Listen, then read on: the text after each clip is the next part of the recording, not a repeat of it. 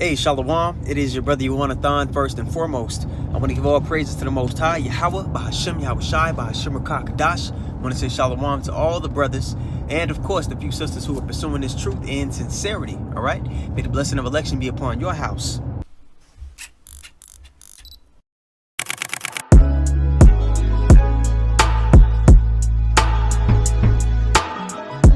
Video twice.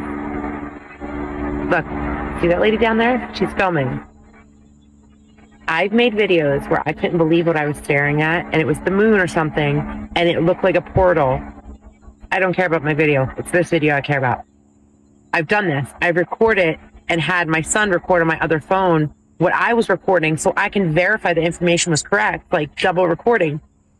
This lady, had I not seen this lady doing this, I would have second guessed the video and thought it was fake, or thought it could be fake, or is it real? Is it Photoshop? What's going on? Legit. In the beginning of the video, there's a light inside the cloud. Then this guy comes flying up into it. Crazy. Look, see, now you can see her down there. Look, right here. And she's recording the light going in. Ain't no way. It's real. Boom. Check it out.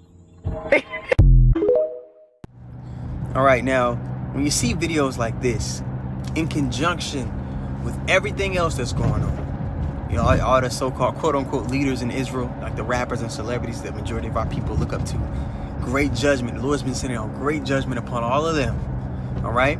You even got some of them, they don't know the fullness of what they're talking about, but the Lord put the Spirit on them to mention who the true Israelites are. On top of that, you got World War III brewing up. You got great pestilences that stopped the whole world.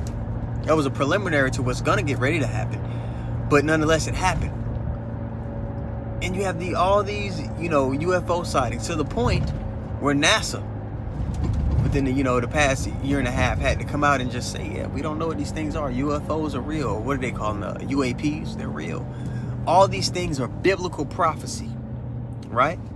All these things being biblical prophecy just boost our faith, and it's proof.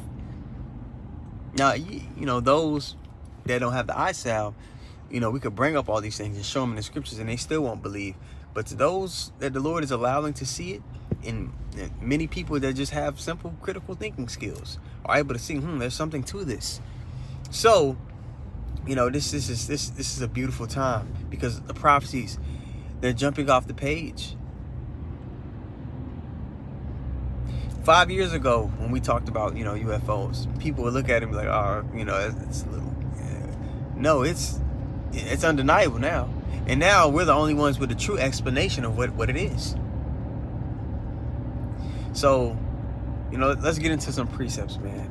It's every day it's just like, yes, man, we're getting there. All right, let's get to it.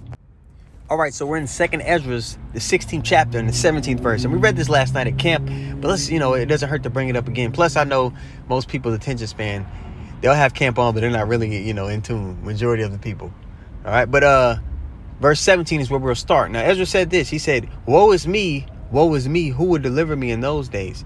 Now, we know Ezra's perished, but he knew that his same spirit would be back here when this all took place. So we're in this, we want to be delivered from the calamities too, man. We're prisoners of hope. All right. We understand that we have to be faithful unto death to receive that crown of life. We have to stand up against the evildoer, even under the threat of death. But we're under the inclination that we're going to live. Some of us, you know, that will be martyrs, but death isn't really final for us. There's no such thing, really. All right. But woe is me, who would deliver me in those days? The beginning of sorrows and great mournings. And this is what we're warning the people about. We're telling them the climate that the earth is going to be in.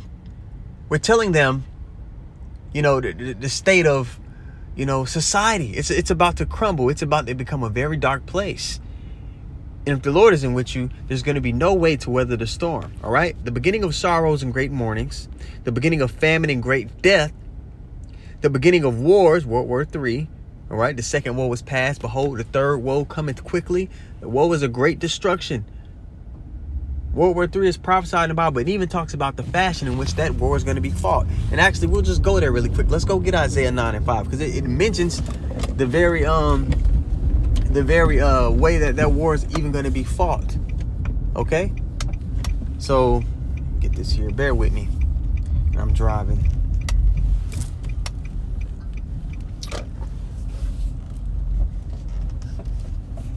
All right, this is Isaiah 9 and verse 5.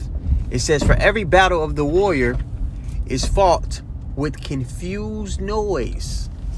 All right, when you have a battle going on, or, you know, if you've seen a movie when war is taking place, you hear the clanking of swords or cannons, guns going off, right? You hear these things, men screaming, confused noise. And garments rolled in blood, people losing limbs, dead bodies littering the battlefield. This is the fashion in which every war up until this point has been fought. But this shall be with burning and fuel of fire, because it talks about the missiles. And when you go to Zechariah, let me go to it.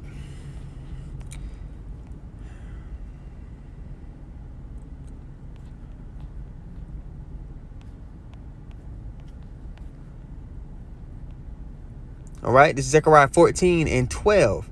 It says, and this shall be the plague wherewith the Lord will smite all the people that have fought against Jerusalem. And Jerusalem is a people, right? Before it's a place. Their flesh shall consume away while they stand upon their feet. Now, a bomb will blow somebody's body up, you know, rip them to smithereens. But to evaporate their flesh off their skeleton while they stand in an instant, there's only one weapon upon the earth that could do that. Also, the chariots are going to be getting busy on these people as well.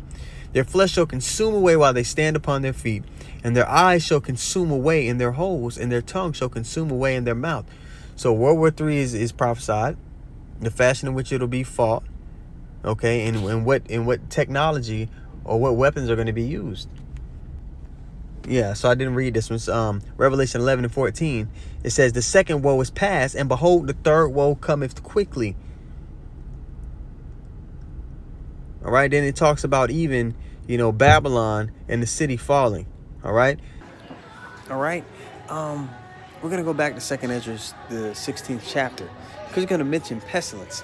And I vividly remember, brother, but maybe about 6 years ago, a brother from one of the elders from Atlanta mentioned exactly how the whole pandemic thing was going to go down. Exactly how it was going to stop society, and how we weren't going to be able to go to venues, and how people that didn't go along with the program, how it was going to be, you know, they were going to be ostracized.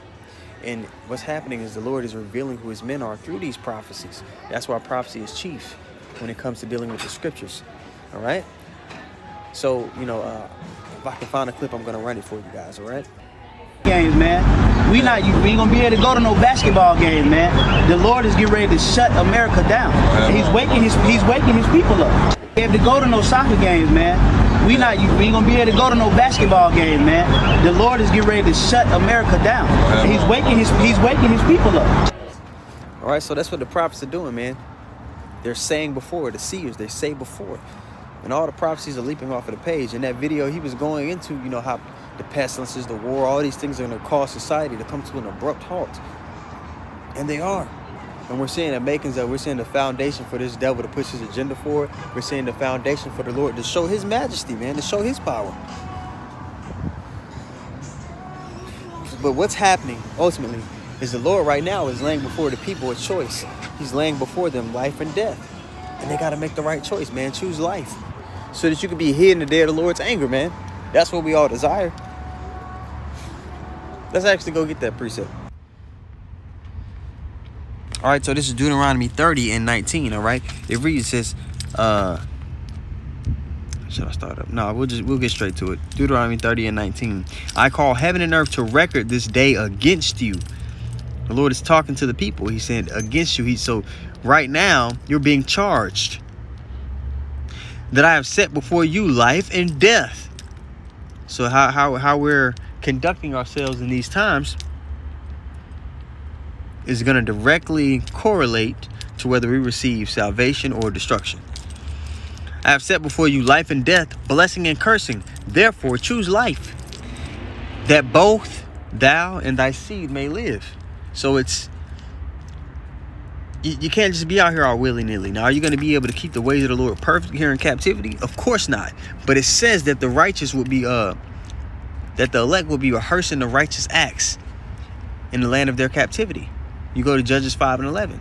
They will be rehearsing the righteous acts, like it, in the land of captivity. So your mind has to be geared towards your spiritual conduct, towards pleasing the Lord, towards forwarding his will, right? But majority of people aren't going to be up to the task. So you're seeing all these prophecies, all these different things happening in conjunction is testament to what time we're in. Even the fact that we're waking up to our true heritage lets you know what time we're in. You go to Daniel, the 12th chapter and the 4th verse, it tells you what, he said the book is sealed until the time of the end. He said that to Daniel. And right now, the understanding of the Holy Bible is being brought back and forth, which is testament to that we're in that time, man. And it's not the time to fold. It's not the time to take your foot off of the gas. All right, so that's pretty much it. Got class today here in a few. Lord willing, I catch the fullness of it. Want to give all praises once more to Yahweh, Bahashim, Yahushai, Bahashim Kakadash. I want to give double honors to the apostles and the elders of Great Millstone. And I want to say shalom to all the brothers and, of course, the few sisters who are pursuing this truth in sincerity, all right? May the blessing of election be upon your house. Shalom.